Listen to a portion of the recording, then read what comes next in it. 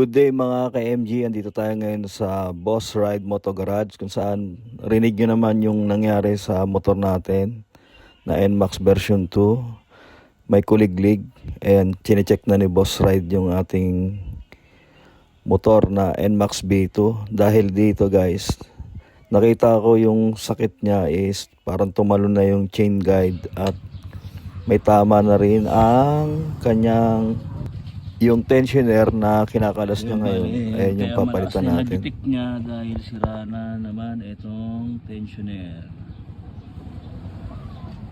Wala na, kusa na siyang umangat. Ayun o, maalog na. So hindi na kaya i-repair to. Wala na yung inaangatan niya. Hindi nahatak. Tunog kuliglig. Okay, bale ito may nabili na tayong tensioner.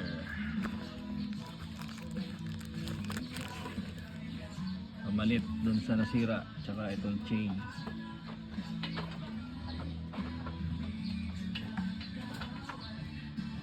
Bale, babaklasin na lang ni boss yung ano, para ikabit dito.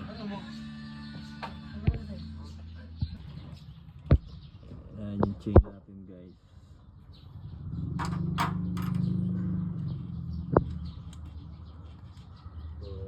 Nag-lock na oh. Sobrang pagpag eh. Oh. Dapat yan, ano yun? Buti nga hindi kumalas yan eh.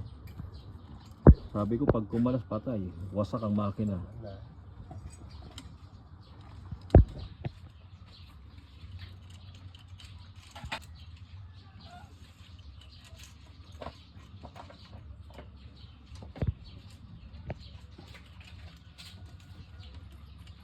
Ang tumigas na, hindi na siya ganun ka.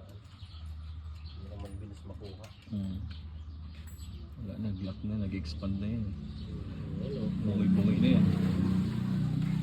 Oh. Hindi na siya nag-play ng maayos. Okay, bale dito sa kabilang side mga ka-MG, yan, sa may radiator. Yan, kakalasin na para ma-check niya rin yung dito sa kabilang side. At syempre, ita-timing yan mamaya.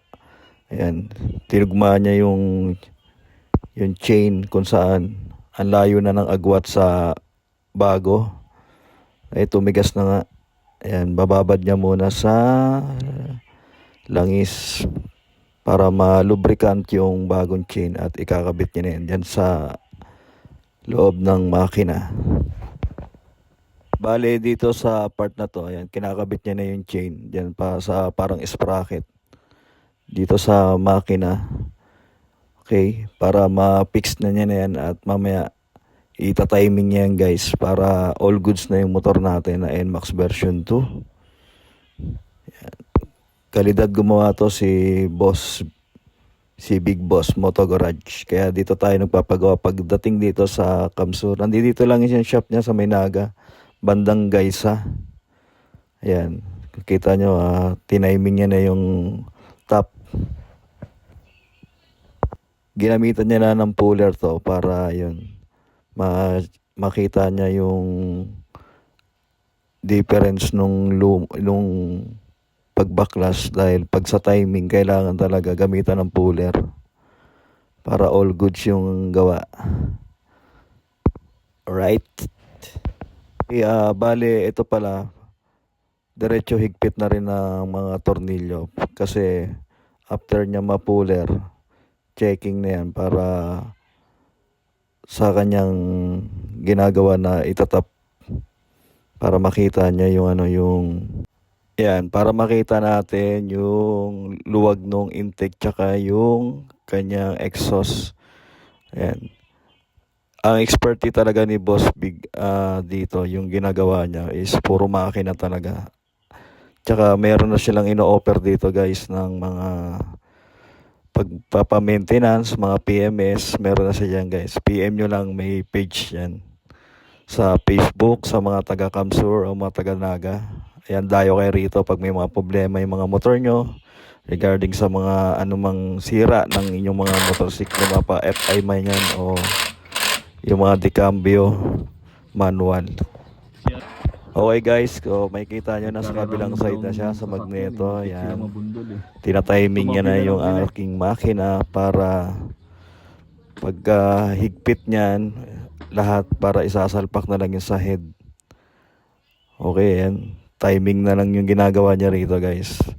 Mamaya-maya, yan, i-cover niya na lahat yan. Pati yung sa panggilid, ipipix niya na yan lahat. Alright mga ka-MJ, ito na. After magawa yung ating motor, so ito na yung the moment of truth.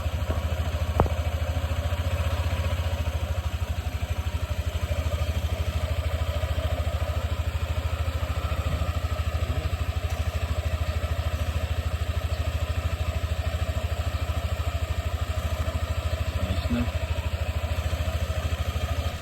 Nawala na yung lagitik. Lagitik problem. All goods na.